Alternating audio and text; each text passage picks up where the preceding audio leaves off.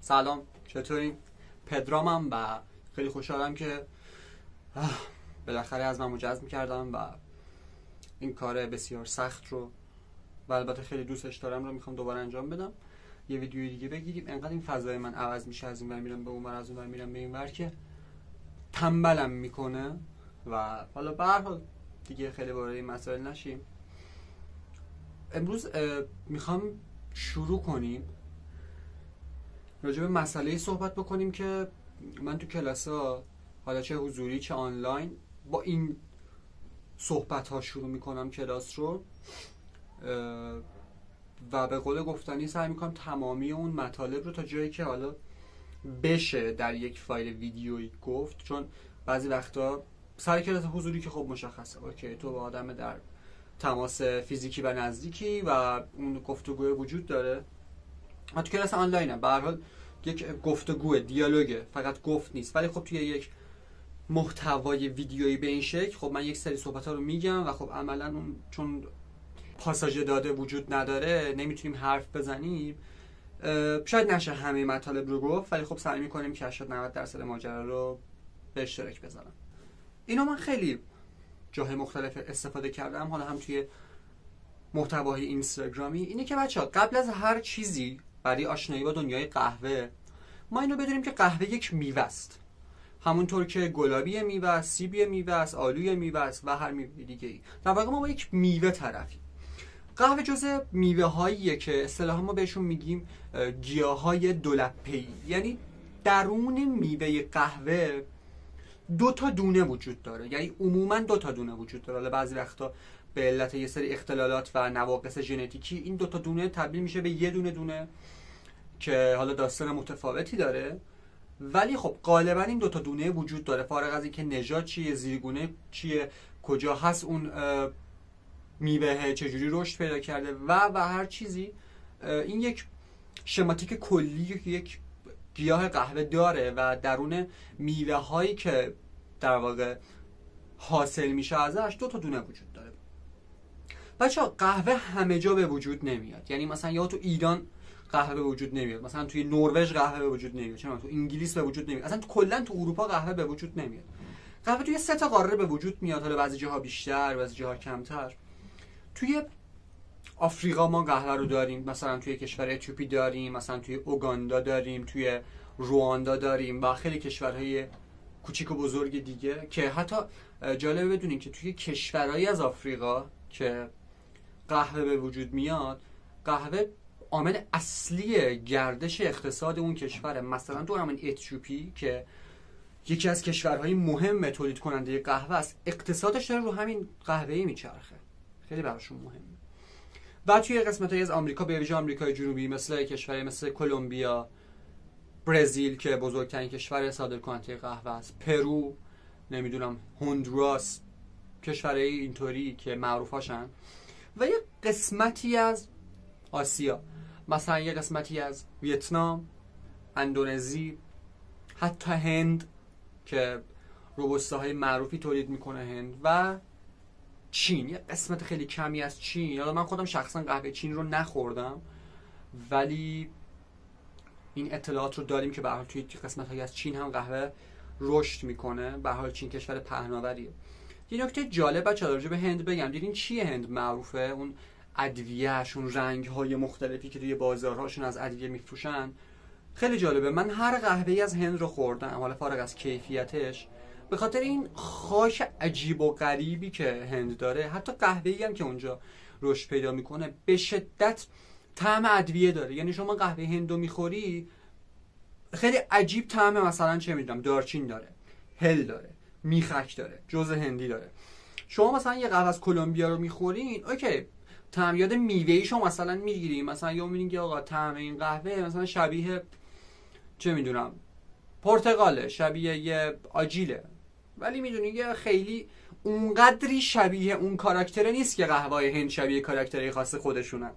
به صورت کلی حالا برآیند این 3 تا قاره توی یه منطقه قرار میگیره به نام کمربند قهوه. در واقع کمربند قهوه جاییه کنار خط استوا، یعنی اگر کره زمین رو در نظر بگیریم، جایی که خط استوا داره رد میشه کشورهای کنار خط استوا به دلیل داشتن یک سری از ویژگی‌های خاص جغرافیایی مثل رطوبت بالا، دمای بالا، ارتفاع مناسب و همینطور یه ویژگی مهم دیگه‌ای که دارن اینه که کوههای آتشفشانی، نه هم برای همشون ولی برای اکثرشون، کوههای آتشفشانی چون اونجا حضور دارن یا حداقل نزدیکشونن، این خاکه رو خیلی غنی میکنن، خیلی بستر رو فراهم میکنن برای اینکه قهوه بتونه اونجا رشد بکنه. این کشورهایی که مثال زدم و توی مناطقی که مثال زدم و به صورت کلی در کمربند قهوه خاکشون خیلی مناسبه. حالا علاوه بر ویژگی دیگه که گفتم مثل ارتفاع و رطوبت و این داستانا، قهوه میتونه اونجاها رشد بکنه. گیاه قهوه بچه‌ها حدوداً 5 سال طول میکشه که به اون شرایطی برسه که بتونه به ما میوه بده و بعد از اینکه به اون شرایط میرسه و اولین میوه رو میده، هر سال یک بار یا نهایتاً 2 بار میتونه به ما میوه بده که حالا هر کشور به کشور دیگه اون فصل برداشته و اون ماه برداشت، ماه اون هاروست ما بهش میشناسیم متفاوته و فرق میکنه. ولی در نهایت حالا بعد از همه این صحبت‌ها، میوه‌ای که یک درخت قهوه به ما میده شبیه یک گیلاسه، دقیقاً همون گیلاس قرمزی که ما میشناسیم.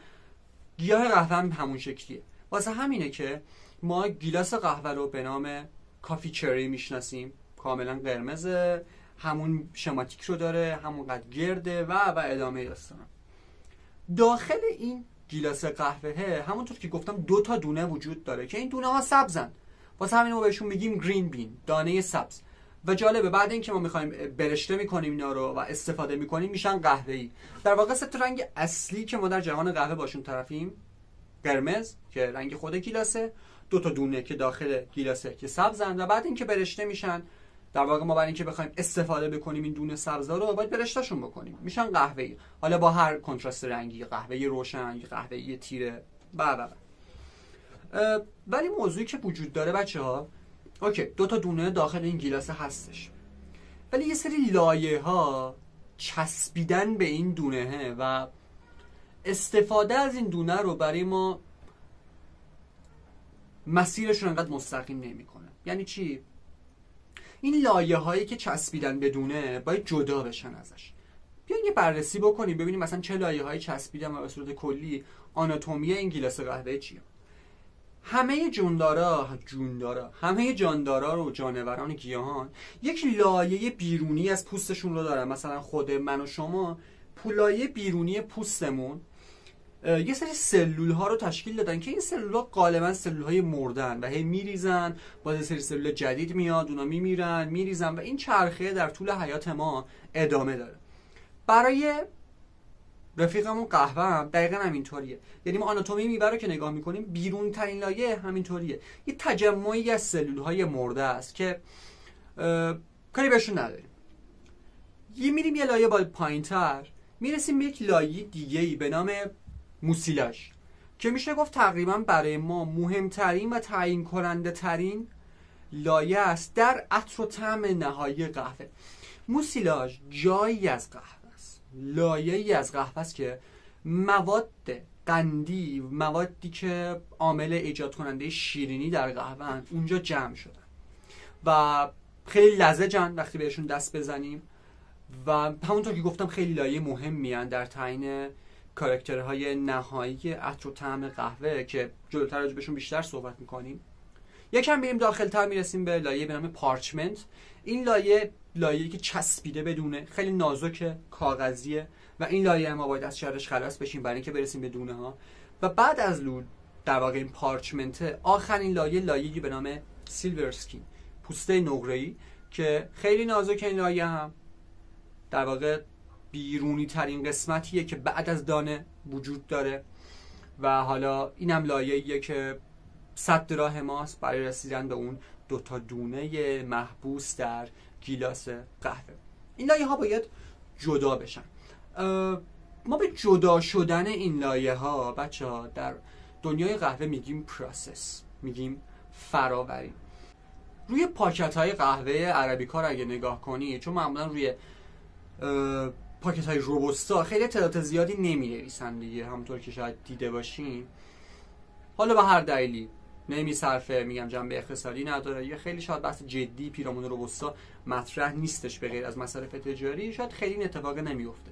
واسه همین میگم روی پاکت‌های عربیکا اطلاعاتی مینویسن ائمه‌ات که ارتفاع کشت این قهوه چقدره، تنبیهاتش چیه، احتمالاً زیرگونه‌اش چیه، که رست شده، و یکی از مهمترین اطلاعاتی که روی پاکت قهوه مینویسن فراوریه، همین پروسسه، که این لایه هایی که جدا شدن به چه شکل جدا شدن.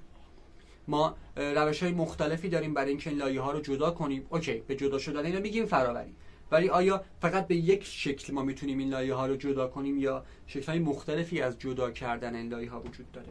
3 روش مختلف فراوری داریم که با نام های فراوری خیس یا واشت، طبیعی یا نچرال یا همون خشک میشناسیم، و حالت کلاسیک بعدی که وجود داره برای فراوری حالت عسلی یا هانیه که چیزی بین این دوتا فراوریه گفته شده وجود داره.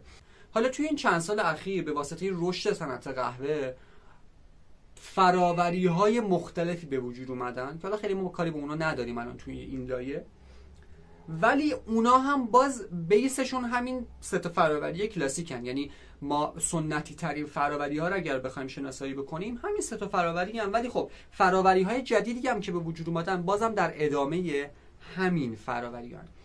به صورت کلی این که فراوری، چرا ما این فراوری انجام میدیم، چرا اون یکی انجام نمیدیم، بیشتر برمیگرده به سنت و فرهنگ اون منطقه‌ای که داره توش فراوری انجام میشه و اینکه آب در دسترس. بیشتر از این آبه اون فرهنگ و آداب و رسوم منطقه است. برای مثال فراوری عسلی یا همون هانی شما مثلا شاید خیلی نبینین که توی کشور اتیوپی استفاده بشه یا بره تو کلمبیا استفاده بشه یا مثلا بره تو هندوراس استفاده بشه.